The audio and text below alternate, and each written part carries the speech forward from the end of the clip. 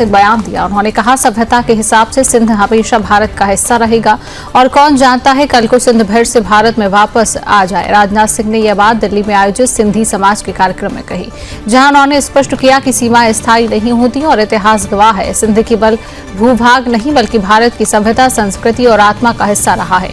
सिंध की भूमि पर बहती सिंधु नदी यहाँ के लोग और संस्कृति हमेशा से भारत के सांस्कृतिक और ऐतिहासिक विचार का प्रतीक रही है।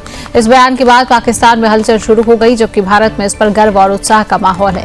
राजनाथ सिंह का यह बयान केवल शब्द नहीं बल्कि संकेत, संदेश और संभावना भी है और उनकी अब सबकी निगाहें इस ऐतिहासिक बयान पर टिक गई हैं। भारतीय नौसेना में शामिल हुआ युद्धपोत आईएनएस माही। यह अत्याधुनिक सोनार सिस्टम से लैस जहाज नौसेना की ताकत में इजाफा करेगा और समुद्री सुरक्षा को और भी मजबूत बनाएगा। आईएनएस माही की कमीशनिंग सेरेमनी में पहुंचे army chief general Upendra Dwivedi. General Dwivedi ने कार्यक्रम में शामिल होकर इस ऐतिहासिक अवसर पर नौसेना और सशस्त्र बलों को शुभकामनाएं दी। भारतीय नौसेना की ताकत बढ़ाने वाला यह कदम देश की समुद्री सीमाओं की सुरक्षा और क्षेत्रीय संतुलन के लिए महत्वपूर्ण माना जा रहा है। आईएनएस माही के शामिल होने से न केवल भारत की नौसैनिक क्षमता बढ़ेगी बल्कि आधुनिक तकनीक और हथियारों के साथ हमारी डिफेंस रणनीति और भी मजबूत होगी। देश की रक्षा और सुरक्षा के लिए एक बड़ी उपलब्धि है। आईएनएस माही अब भारतीय नौसेना का नया प्रबल प्रहरी बनकर समुद्र में अपनी ताकत दिखाने को तैयार है। कुरुक्षेत्र में सोमवार को अंतर्राष्ट्रीय गीता महोत्सव के पावन अवसर पर केंद्रीय रक्षा मंत्री राजनाथ सिंह ने भव्य आगमन किया। उन्होंने पवित्र ब्रह्म सरोवर पर तीर्थ पूजन किया और मंत्रोच्चारण एवं शंखनाद के बीच सरोवर के तट पर पूजा अर्चना की है। इस धार्मिक सांस्कृतिक उत्सव की शुरुआत हवन यज्ञ से हुई, जिसमें आहुति देकर सभी को भगवद गीता के उपदेशों से प्रेरित होने का संदेश दिया। उन्होंने कहा कि गीता की शिक्षा न केवल आध्यात्मिक मार्गदर्शन देती है बल्कि राष्ट्र निर्माण और युवाओं को सेवा के लिए तत्पर करने में भी महत्वपूर्ण भूमिका निभाती है। इस अवसर पर रक्षा मंत्री ने हरियाणा पवेलियन का औपचारिक उद्घाटन भी किया, जो महोत्सव का प्रमुख आकर्षण है। पवेलियन में राज्य की समृद्ध सांस्कृतिक विरासत, हस्तकला, पारंपरिक व्यंजन और गीता से जुड़ी प्रदर्शनियां प्रस्तुत की गई। आज राष्ट्रपति भवन में आयोजित समारोह में जस्टिस सूर्यकांत ने भारत के 53वें मुख्य न्यायाधीश के रूप में शपथ ग्रहण की है। राष्ट्रपति द्रौपदी मुर्मू ने उन्हें पद और गोपनीयता की शपथ दिलाई। इस अवसर पर उन्होंने हिंदी में शपथ ली। जस्टिस सूर्यकांत का कार्यकाल 9 फरवरी 2027 तक रहेगा। शपथ ग्रहण समारोह में प्रधानमंत्री मोदी, गृह मंत्री अमित शाह, रक्षा मंत्री राजनाथ सिंह, कानून मंत्री अर्जुन राम मेघवाल, उपराष्ट्रपति सीपी राधाकृष्णन, लोकसभा अध्यक्ष ओम बिरला, पूर्व सीजीआई बीआर गवई, पूर्व राष्ट्रपति रामनाथ कोविंद सहित कई वरिष्ठ गणमान्य उपस्थित रहे। शपथ ग्रहण के बाद जस्टिस सूर्यकांत ने अपने घर के बड़े बुजुर्गों के पैर छूकर आशीर्वाद लिया और सीधे सुप्रीम कोर्ट पहुंचे। सुप्रीम कोर्ट परिसर में उन्होंने भीमराव अंबेडकर की प्रतिमा पर पुष्प अर्पित किए। इसके बाद कोर्ट नंबर 1 में बेंच का संचालन शुरू किया। कर्णावती में शहर की जल संरक्षण और साफ सफाई नीति को मजबूत करने के लिए एक और मेगा डेमोलेशन अभियान शुरू किया गया है। चडौला झील के बाद अब इसनपुर तालाब के आसपास बने अवैध मकान दुकान को हटाया जा रहा है। सोमवार सुबह से शुरू हुई इस कार्रवाई में 925 मकान दुकान को ढहाया जाएगा, जिनमें लगभग 1000 लोग रहते हैं। प्रशासन ने इसे 4 चरणों में पूरा करने का निर्णय लिया है। तालाब की सुरक्षा और जल संरक्षण को ध्यान में रखते हुए 20 जेसीबी मशीनों और 500 नगर निगम कर्मचारियों व मजदूरों की टीम को तैनात किया गया। इसनपुर तालाब कर्णावती की तीसरी सबसे बड़ी झील है। कई लोगों ने तालाब के किनारे और बड़े हिस्से पर बांस बल्लियों से निर्माण कर लिया था। नगर निगम पहले ही मानसून से पहले नोटिस जारी किए थे। हालांकि नवरात्रि, दशहरा और दिवाली जैसे त्योहारों के कारण प्रशासन ने पहले लोगों को अतिरिक्त समय दिया। उत्तर भारत में ठंड का प्रकोप तेजी से बढ़ रहा है। पहाड़ी राज्यों में पारा लगातार शून्य से नीचे आ रहा है, जबकि मैदानी इलाकों में भी तापमान गिरकर ठिठुरन बढ़ा रहा है। मौसम विभाग ने इस कड़ाके की ठंड के बीच 6 राज्यों में बारिश और शीतलहर की अलर्ट जारी किया है। मौसम विभाग के अनुसार अगले 1-2 दिनों में उत्तर भारत में शीतलहर का प्रकोप और तेज होगा। वहीं देश के दक्षिणी हिस्सों में लगातार हो रही बारिश ने जनजीवन पूरी तरह प्रभावित किया है। सड़कें, यातायात और रोजमर्रा की गतिविधियां प्रभावित हो रही हैं। विशेषज्ञों का कहना है कि बारिश और ठंड का यह संयोजन लोगों के स्वास्थ्य और दैनिक जीवन पर असर डाल सकता है। उत्तर भारत में ठंड और दक्षिण में बारिश की स्थिति मौसम विभाग की सतर्कता और तैयारी का समय है। प्रधानमंत्री नरेंद्र मोदी ने रविवार को G20 शिखर सम्मेलन के बाहर कई वैश्विक नेताओं से महत्वपूर्ण द्विपक्षीय मुलाकातें की हैं। इसमें कनाडाई प्रधानमंत्री मार्क कार्नी के साथ उनकी बातचीत सबसे विशेष रही। दोनों नेताओं ने व्यापार, निवेश, प्रौद्योगिकी और ऊर्जा जैसे क्षेत्रों में संबंधों को और मजबूत करने पर सहमति जताई है। इसके अलावा रक्षा और अंतरिक्ष क्षेत्र में गहन सहयोग की संभावनाओं पर भी चर्चा हुई। ये पीएम मोदी और कार्नी की दूसरी मुलाकात है। इससे पहले दोनों नेता जून में कनाडा के कनानास्के में G7 सम्मेलन के दौरान मिले थे। पीएम मोदी ने संवाद के बाद साझा किया कि 2030 तक भारत और कनाडा के बीच द्विपक्षीय व्यापार $50 अरब तक पहुंचाने का लक्ष्य रखा गया है। इस बैठक से भारत कनाडा संबंधों में नए युग की शुरुआत होगी और वैश्विक निवेश और प्रौद्योगिकी सहयोग के द्वार और व्यापक रूप से खुलेंगे। दक्षिण अफ्रीका के जोहान्सबर्ग में आयोजित G20 शिखर सम्मेलन सफलतापूर्वक संपन्न हो गया। इसमें भारत के प्रधानमंत्री नरेंद्र मोदी समेत दुनिया के प्रमुख नेताओं ने भाग लिया। सम्मेलन के दौरान पीएम मोदी ने इटली की प्रधानमंत्री जॉर्जिया मेलोनी के साथ बैठक की है। दोनों नेताओं ने आतंकवाद के वित्त पोषण के खिलाफ एक संयुक्त पहल करने की घोषणा की। पीएम मोदी ने कहा कि यह कदम आतंकवाद और उसके समर्थन नेटवर्क के खिलाफ मानवता की लड़ाई को मजबूत करने वाला है। इस पहल से अंतर्राष्ट्रीय स्तर पर आतंकवाद के खिलाफ वैश्विक सहयोग और कार्रवाई की दिशा में महत्वपूर्ण कदम बढ़ेगा और भारत की वैश्विक नेतृत्व क्षमता भी स्पष्ट रूप से दिखेगी। इसके अलावा दोनों नेताओं ने इस बैठक में व्यापार, निवेश, रक्षा, नवाचार, AI, अंतरिक्ष और शिक्षा जैसे क्षेत्रों में सहयोग को और मजबूत करने पर भी चर्चा की।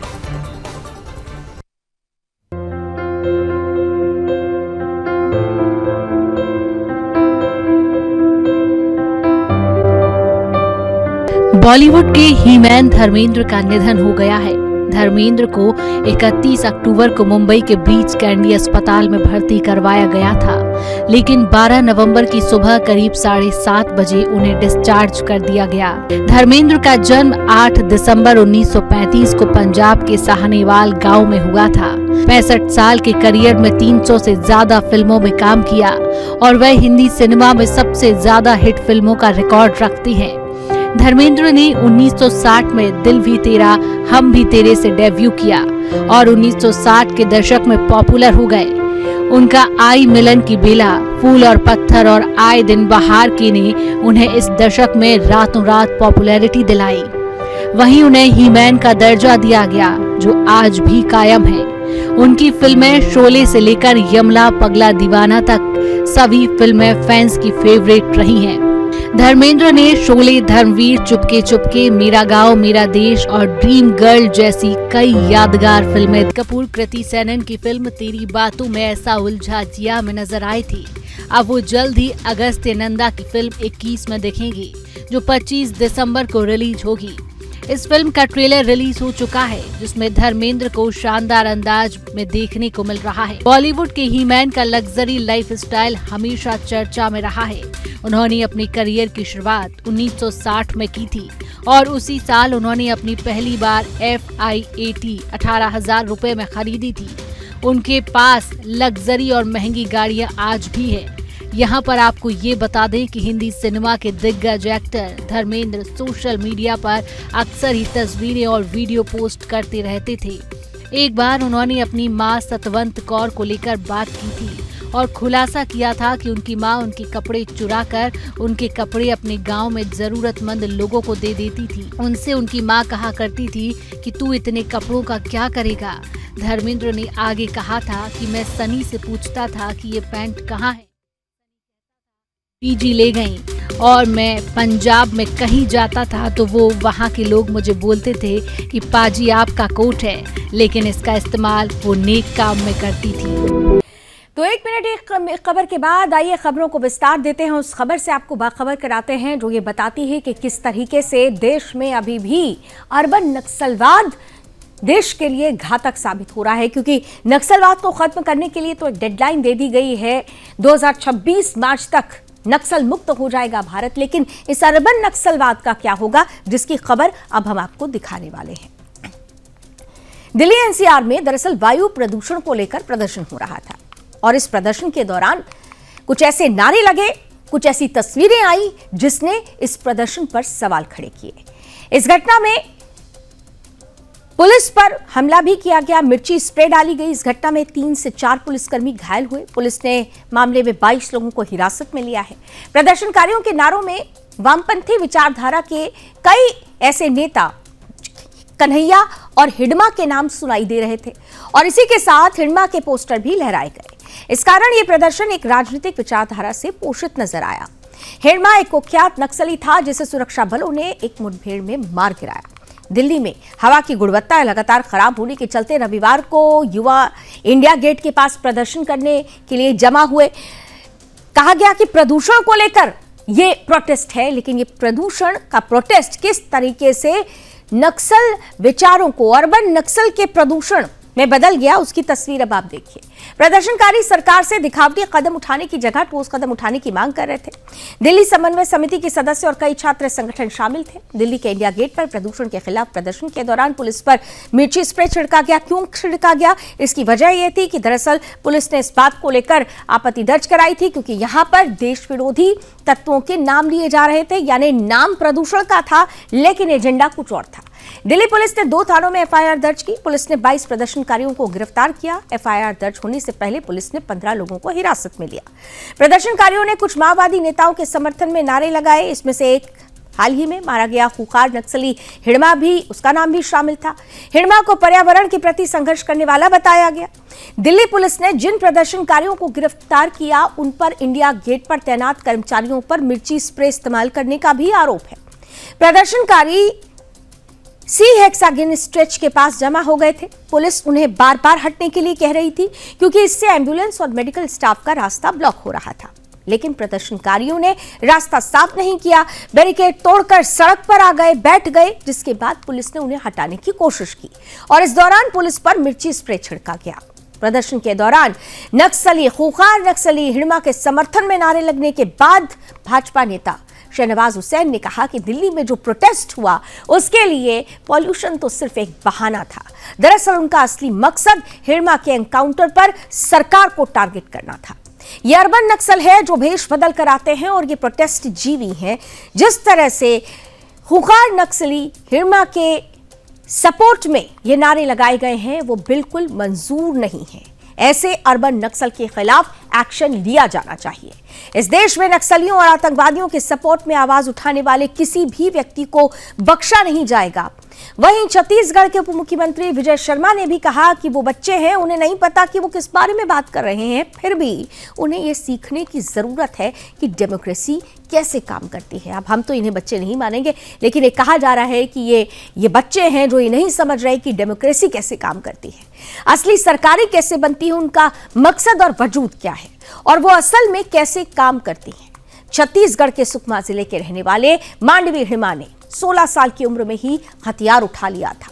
76 सीआरपीएफ जवानों की इसने हत्या की थी। एक दिन में ये हत्या हुई थी और ऐसे में इस खूंखार नक्सली पर 1,80,00,000 का इनाम था। सोचिए कि इसने किस तरीके से दंतेवाड़ा का जो हिस्सा था वहां पर किस तरह से इसने आतंक फैला रखा था। ये बहुत खूंखार नक्सली था जिसे सुरक्षा बलों ने मार गिराया।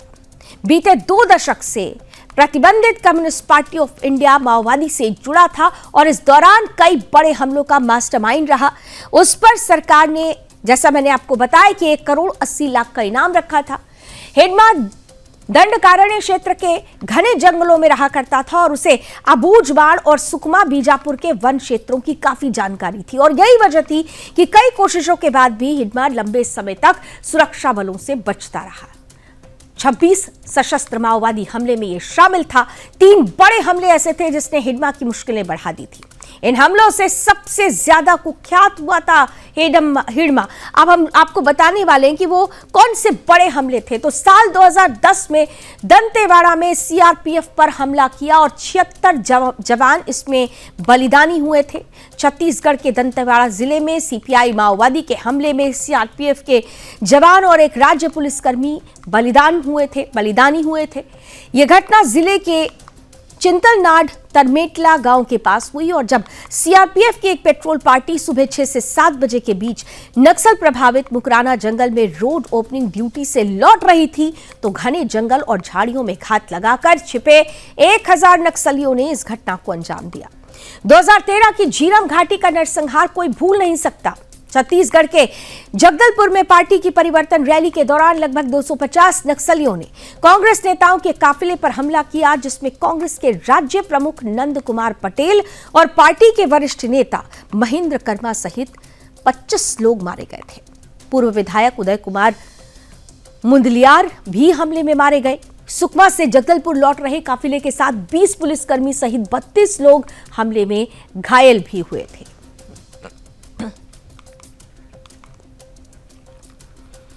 तो नक्सली मारा गया, लेकिन इस वैचारिक नक्सलवाद को खत्म कैसे करेंगे, ये बड़ा सवाल है। और आइए आगे बढ़ते हैं, बात करते हैं कर्नाटक की, जहां मुख्यमंत्री बदलने की अटकलों के बीच कांग्रेस अध्यक्ष मल्लिकार्जुन खड़गे ने कहा कि इस मामले में निर्णय पार्टी आलाकमान ही करेगा और इस पर वो कुछ नहीं कहना चाहते। उन्होंने ये टिप्पणी मुख्यमंत्री सिद्धारमैया से हुई उनकी 1 घंटे से अधिक की बैठक के बाद की। खड़गे ने मीडिया के सवालों पर कहा कि जो भी होगा हाईकमान करेगा, आपको चिंता करने की जरूरत नहीं है। वहीं खड़गे के बयान पर बीजेपी विधायक सुरेश कुमार ने एक्स पर पूछ लिया, लिखा कि अगर कांग्रेस का राष्ट्रीय अध्यक्ष हाईकमान नहीं तो कौन है। इधर राज्य के गृहमंत्री जी परमेश्वर ने संकेत दिया कि अगर राज्य में नेतृत्व परिवर्तन होता है तो वो भी सीएम पद की रेस में है। हालांकि हाईकमान से सीएम बदलने पर चर्चा नहीं हुई, न ही कांग्रेस विधायक दल में इस पर विचार हुआ।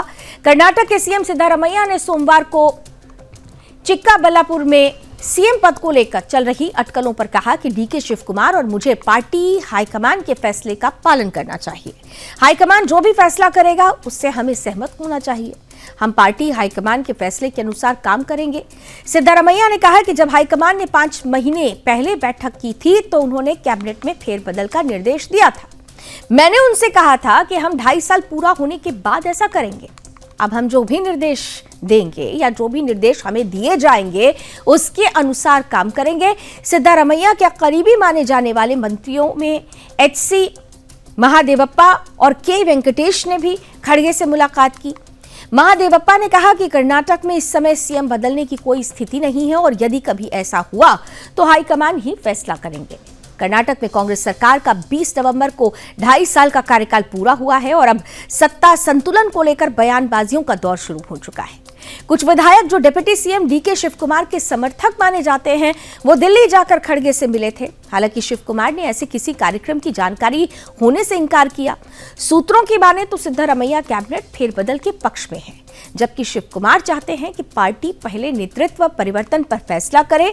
पार्टी के अंदरूनी हलकों में यह भी माना जा रहा है कि यदि हाईकमान कैबिनेट विस्तार को मंजूरी देता है तो इससे सिद्धारमैया के पूरे कार्यकाल यानी कि 5 साल तक टिके रहने का संकेत मिल सकता है, जो शिवकुमार की सीएम बनने की संभावनाओं को कम कर देगा। कर्नाटक के डिप्टी सीएम डीके शिवकुमार ने 21 नवंबर को सीएम पद को लेकर चल रही अटकलों को खारिज किया। शिवकुमार ने शुक्रवार को एक्स पर पोस्ट किया था कि सीएम सिद्धारमैया अपना 5 साल का कार्यकाल पूरा करेंगे। मैं उन्हें शुभकामनाएं देता हूं। सीएम और मैंने दोनों ने बार बार कहा कि हम हाईकमान की बात मानते हैं। ये चर्चा शिवकुमार के करीबी विधायकों के 20 नवंबर को दिल्ली में हाईकमान से मुलाकात के बाद शुरू हुई थी। समर्थकों ने दावा किया कि शिवकुमार को अगला सीएम बनना चाहिए। हालांकि डिप्टी सीएम ने कहा कि सभी विधायक हम सबके हैं, गुटबाजी मेरे खून में नहीं है। सीएम ने कैबिनेट में फेरबदल करने का फैसला किया है।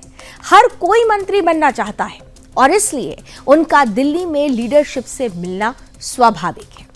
ये उनका अधिकार है और हम उन्हें रोक नहीं सकते। दरअसल डीके शिवकुमार के करीबी एक मंत्री और कुछ एमएलए गुरुवार को कांग्रेस के टॉप नेताओं से मिलने के लिए दिल्ली गए हुए थे। ये मुलाकात ऐसे समय में हुई जब चीफ मिनिस्टर सिद्धारमैया के बतौर मुख्यमंत्री 2.5 साल पूरे हो चुके हैं।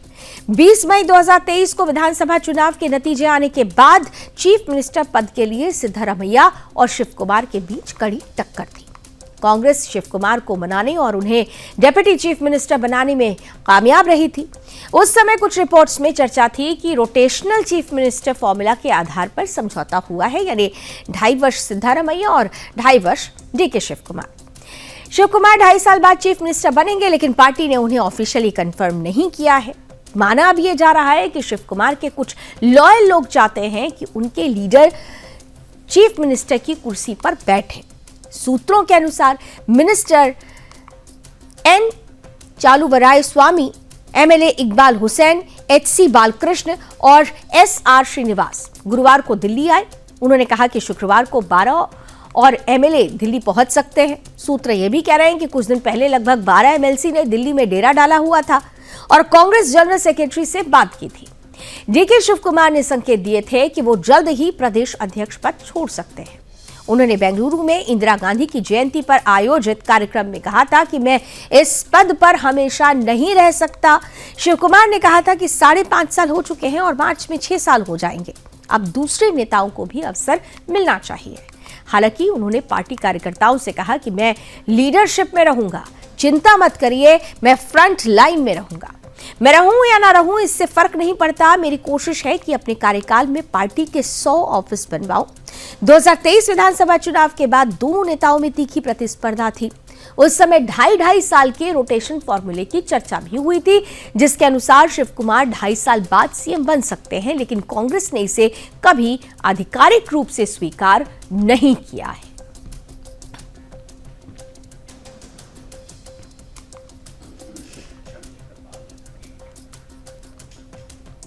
तो कर्नाटक में राजनीति तेज है। ये राजनीति किस मोड़ पर जाकर रुकेगी, नजर बनी रहेगी। फिलहाल के रक्षा मंत्री राजनाथ सिंह की, जिन्होंने पाकिस्तान पर बड़ा हमला किया है या बहुत बड़ा कहीं संकेत दे दिया है।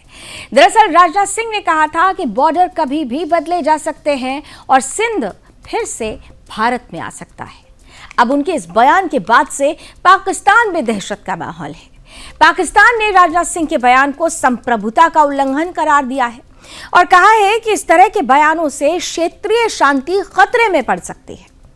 दरअसल रक्षा मंत्री राजनाथ सिंह सिंधी समाज के एक कार्यक्रम को संबोधित कर रहे थे। यहां पर रक्षा मंत्री ने कहा कि जहां तक जमीन की बात है तो बॉर्डर कभी भी बदले जा सकते हैं। सिंधी समाज के योगदान का महत्व और सिंध के साथ उनके जुड़ाव को बताते हुए राजनाथ सिंह ने कहा कि भले ही आज सिंध भौगोलिक रूप से भारत का हिस्सा नहीं है, लेकिन सभ्यतागत रूप से यह हमेशा भारत का अभिन्न अंग रहेगा। राजनाथ सिंह ने कहा कि आडवाणी जी ने अपनी एक पुस्तक में लिखा है कि सिंधी हिंदू, विशेषकर उनकी पीढ़ी के लोग, अब भी सिंध को भारत से अलग करने की बात को स्वीकार नहीं कर पाए हैं। यह आडवाणी जी का कथन है। और आज सिंध की भूमि भले ही भारत का हिस्सा नहीं है, लेकिन सभ्यता की दृष्टि से सिंध हमेशा भारत का ही हिस्सा रहेगा। जहां तक भूमि का प्रश्न है, सीमाएं बदल सकती हैं। कौन जानता है कल सिंध भारत में वापस आ जाए। सिंध के हमारे लोग जो सिंधु नदी को पवित्र मानते हैं, हमेशा हमारे अपने रहेंगे।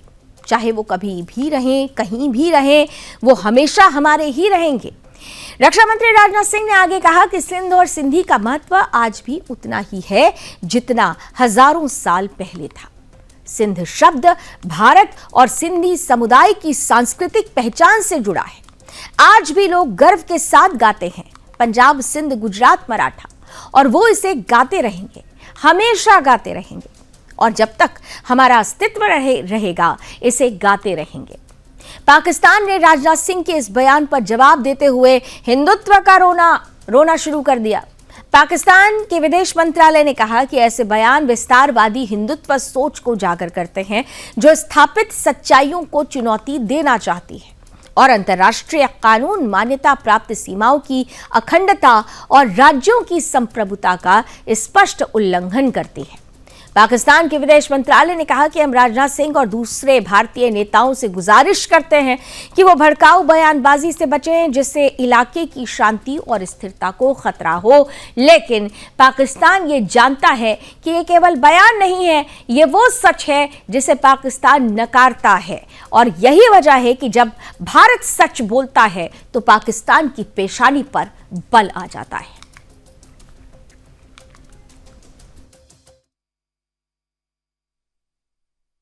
और मैं यहां पर आदरणीय लाल कृष्ण आडवाणी जी का भी जिक्र करना चाहता हूं। हमारे नेता थे, आज हैं। आडवाणी जी ने अपनी एक पुस्तक में लिखा है कि सिंधी हिंदू और विशेषकर उनकी पीढ़ी के लोग अभी भी भारत से सिंध को अलग करने की बात को स्वीकार नहीं कर पाए हैं। न केवल सिंध में बल्कि पूरे भारत में हिंदू सिंधु नदी को पवित्र मानते थे। सिंध के कई मुसलमान भी मानते थे कि सिंधु का जल मक्का के आबे जमजम से कम पवित्र नहीं है। यह मैं उनका कोट बतला रहा हूं, यह अडवाणी जी का कोट। आज सिंध की भूमि, मेरे बहनों भाइयों, यह भारत का हिस्सा भले ही न हो, लेकिन सभ्यतागत रूप से सिंध हमेशा भारत का हिस्सा रहेगा। और जहां तक जमीन की बात है तो बॉर्डर्स तो बदल सकते हैं, क्या पता कल को सिंध भारत में फिर से वापस आ जाए। तो एक ऐसा सच जो परेशान करता है पाकिस्तान को। अब आइए एक और सच और झूठ की कहानी बता देते हैं। फ्रांसीसी नौसेना ने रविवार को पाकिस्तान के प्रमुख न्यूज चैनल के किए गए उन दावों का कड़ा खंडन किया जिनमें कहा गया था कि मई 2025 के भारत पाकिस्तान संघर्ष के दौरान एक फ्रांसीसी कमांडर ने पाकिस्तान की हवाई श्रेष्ठता को स्वीकार किया था। पाकिस्तानी मीडिया ने यह भी दावा किया था कि राफेल लड़ाकू विमान को नुकसान पहुंचाने की बात फ्रांसीसी अधिकारी ने स्वीकार की, लेकिन फ्रांस ने इन रिपोर्ट्स को पूरी तरह मनगढ़ंत और गलत सूचना करार दिया। टीवी की रिपोर्ट में कहा गया था कि फ्रांसीसी कमांडर कैप्टन जैक्विन लाउने ने ऑपरेशन सिंदूर के दौरान पाकिस्तानी एयरफोर्स की तैयारी, कुशलता और J-10C फाइटर जेट की तकनीकी श्रेष्ठता की तारीफ की थी। रिपोर्ट में दावा किया गया कि राफेल को चीनी फाइटर जेट ने पछाड़ दिया और पाकिस्तान ने हवाई संघर्ष में बढ़त हासिल की। लेकिन हमेशा की तरह झूठा पाकिस्तान और पाकिस्तान की पोल खोल दी फ्रांसीसी अधिकारियों ने। फ्रांसीसी नेवी ने आधिकारिक बयान जारी कर इन दावों को गलत और भ्रामक करार दिया और पाकिस्तानी मीडिया के दुष्प्रचार को सीधे तौर पर बेनकाब किया। इसे पाकिस्तानी मीडिया की दुष्प्रचार मुहिम बताया। फ्रांस ने स्पष्ट किया कि कैप्टन लाउने ने कभी कोई सार्वजनिक बयान देने की सहमति नहीं दी और न ही किसी मीडिया रिपोर्ट में दिए गए उनके कथित उद्धरण वास्तविक हैं। नौसेना ने कहा कि लेख में व्यापक रूप से गलत और भ्रामक जानकारियां दी गई थी, जो फ्रांस की आधिकारिक सैन्य स्थिति से बिल्कुल मेल नहीं खाती। जैसे ही फ्रांसीसी नौसेना का आधिकारिक बयान सामने आया, सोशल मीडिया प्लेटफॉर्म एक्स पर तीखी बहस छिड़ गई। कई भारतीय यूजर्स और विश्लेषकों ने टीवी की रिपोर्ट को पाकिस्तान की भारत विरोधी गलत सूचना मशीनरी का ताजा उदाहरण बता दिया। बीजेपी नेता अमित मालविया ने स्पष्ट शब्दों में कहा कि इसे पाकिस्तानी मीडिया की हताश प्रोपेगेंडा मुहिम समझिए। उन्होंने लिखा कि जब फ्रांसीसी नौसेना जैसी आधिकारिक संस्था पाकिस्तान के पत्रकारों के झूठ का पर्दाफाश करने को मजबूर हो जाए तो समझा जा सकता है कि पाकिस्तान किस स्तर की फेक न्यूज फैक्ट्री चला रहा है। कई सोशल मीडिया यूजर्स ने टीवी पर जमकर निशाना साधा। एक एक्स यूजर अर्घा नाम से पोस्ट करने वाले ने लिखा कि पाकिस्तान का पूरा अस्तित्व उनके पश्चिमी मालिकों से मान्यता लेने पर टिका है और इसलिए वो ऐसे झूठ फैलाकर अपने समर्थकों को खुश करने की कोशिश करते हैं। विशेषज्ञों का कहना है कि पाकिस्तानी मीडिया अक्सर सैन्य मामलों में बढ़ा चढ़ाकर और असत्यापित दावे करता रहा है ताकि घरेलू दर्शकों के सामने अपनी सेना को मजबूत और सफल दिखाया जा सके, यानी फेस सेविंग करने की कोशिश होती है अपने लोगों के बीच, लेकिन सच्चाई इससे बिल्कुल इतर होती है और यही वजह है कि पाकिस्तान के एक और झूठ को बेनकाब होता हुआ अब दुनिया देख रही है।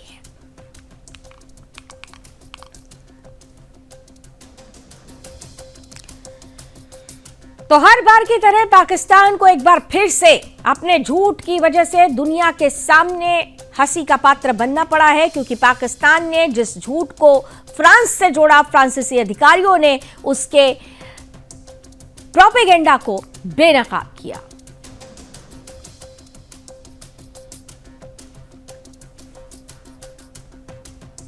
और आइए अब हम कार्यक्रम के आखिरी पड़ाव यानी आज की गुड न्यूज पर आ चुके हैं। तो आज की गुड न्यूज बहुत ही ज्यादा अच्छी है और सनातनियों के लिए विशेषकर ये बहुत ही ज्यादा महत्वपूर्ण है।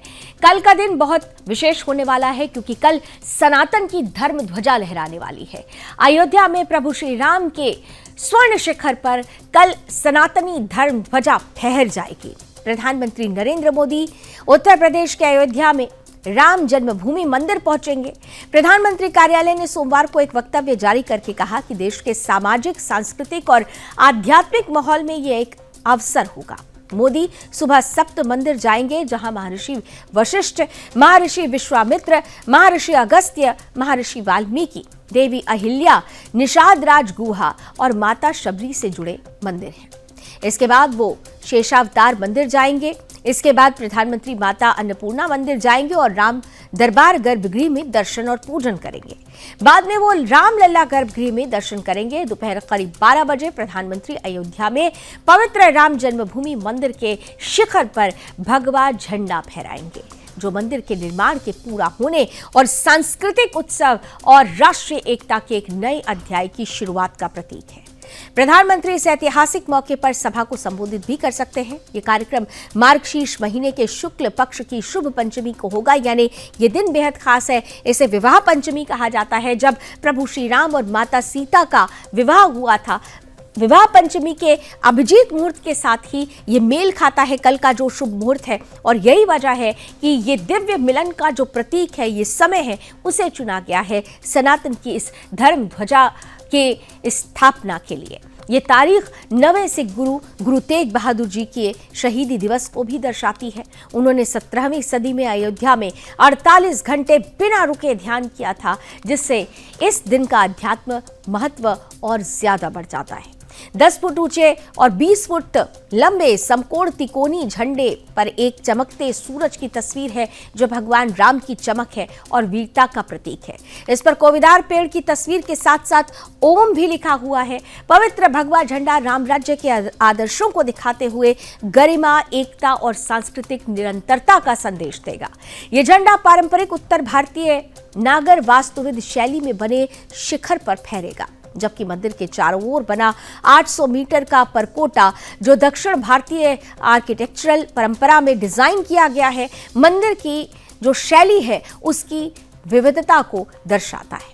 मंदिर परिसर में मुख्य मंदिर की बाहरी दीवारों पर वाल्मीकि रामायण पर आधारित भगवान राम के जीवन से जुड़ी 87 बारीकी से नक्काशी की गई जो कहानियां हैं उनकी जीवन से जुड़ी हुई, और उन्हें बनाया गया है, चित्रित किया गया है। और घेरे की दीवारों पर भारतीय संस्कृति से जुड़ी 79 कांस्य ढाल वाली मूर्तियां भी रखी गई हैं। तो ये विशेषता और ये खासियत, और कल का दिन बहुत खास। कल जब सनातन की ये धर्म ध्वजा फहरेगी तो केवल सनातन की प्राचीनता को एक बल नहीं मिलेगा, बल्कि देश की सार्वभौमिकता भी इससे मजबूत होती हुई नजर आएगी। और इस ऐतिहासिक पल, इस धार्मिक आध्यात्मिक क्षण के साक्षी हम भी बनेंगे, और इसीलिए कल सुबह से हम विशेष प्रसारण आपके लिए लेकर आ रहे हैं। कल सुबह से अयोध्या से सीधी कवरेज के साथ हम आपको हर वो तस्वीर दिखाएंगे जो हर सनातनी के लिए, विश्व के हर कोने में बैठे हुए सनातनी के लिए गर्व का पल होगी। इसलिए सुबह से सुदर्शन न्यूज के साथ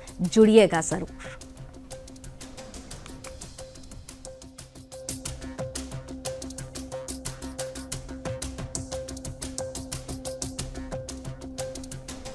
और चलिए इसी के साथ जनमत में आज के सफर में बस इतना ही। देश और दुनिया की तमाम खबरों के लिए आप जुड़े रहिए सुदर्शन न्यूज के साथ।